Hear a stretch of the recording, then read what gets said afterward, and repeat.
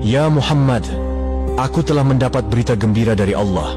Meskipun engkau sudah tidak di tengah-tengah mereka, meskipun engkau sudah tidak berada di tengah umatmu, selama umatmu berpegang kepada Quran dan Sunnah, mereka akan selamat dunia sampai di akhirat.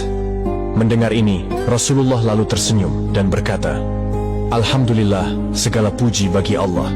Malaikat pencabut nyawa, silakan laksanakan tugasmu. Jibril mundur. Majulah malaikat pencabut nyawa melaksanakan tugas dan berkata, Ya Muhammad, maafkan saya. Saya tidak mampu melakukan ini, tapi ini perintah dari Allah. Lalu Nabi bersabda, laksanakan tugasmu, saya pun sudah siap melakukannya. Keluarlah rohnya Rasulullah perlahan-perlahan meninggalkan telapak kaki Rasulullah. Telapak kaki Rasulullah menggigil naik ke atas betis Rasulullah, naik ke paha Rasulullah sampai ke perut. Bercucuran keringat Rasulullah, keluar keringat Rasulullah di wajah Rasulullah. Malaikat Jibril lalu berpaling. Nabi lalu bersabda, Wahai malaikat Jibril, kenapa engkau palingkan mukamu?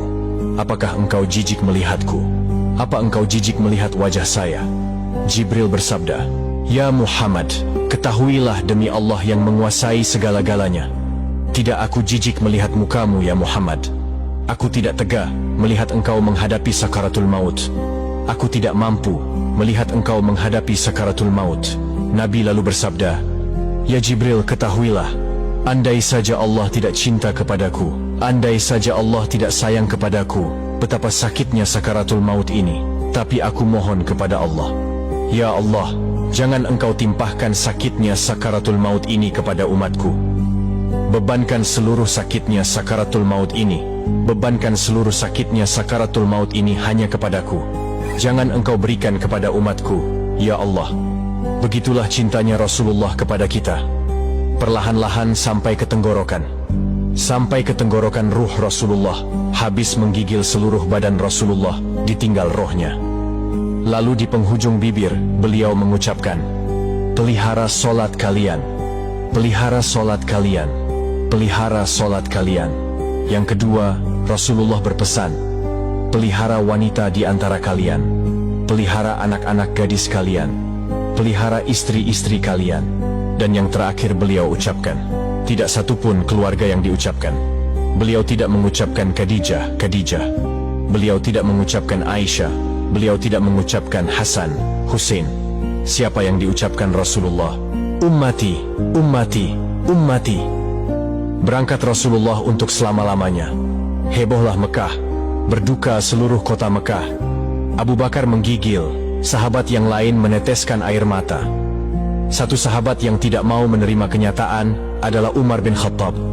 Lalu, ketika orang-orang berkata, Rasulullah telah meninggalkan kita, Rasulullah telah menghadap kepada Allah, heboh satu kota Mekah. Umar bin Khattab marah, dia cambuk, dia tarik pedangnya dan berkata, siapa yang mengatakan Muhammad wafat, maka aku akan tebas batang lehernya. Umar tidak bisa. Umar tidak mampu menerima kenyataan bahwa Rasulullah berpisah dengannya. Dan Umar mengamuk, siapa yang mengatakan Muhammad mati, dia akan tebas batang leher mereka.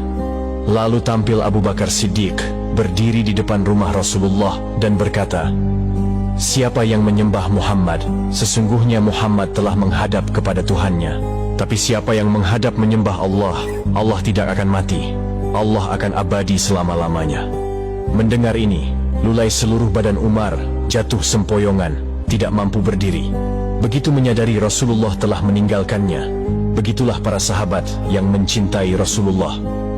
Itulah kisah detik-detik wafatnya Rasulullah. Bagaimana cintanya Rasulullah kepada kita umatnya? Apakah sebanding dengan kita mencintai Rasulullah? Coba tanyakan hati kita sendiri. Semoga kisah ini bisa kita belajar untuk memperbaiki diri yang lebih baik. Mari perbanyak solawat kepada baginda Rasulullah Shallallahu Alaihi Wasallam, dan kita bisa mendapatkan syafaatnya. Amin ya Rabbal Alamin.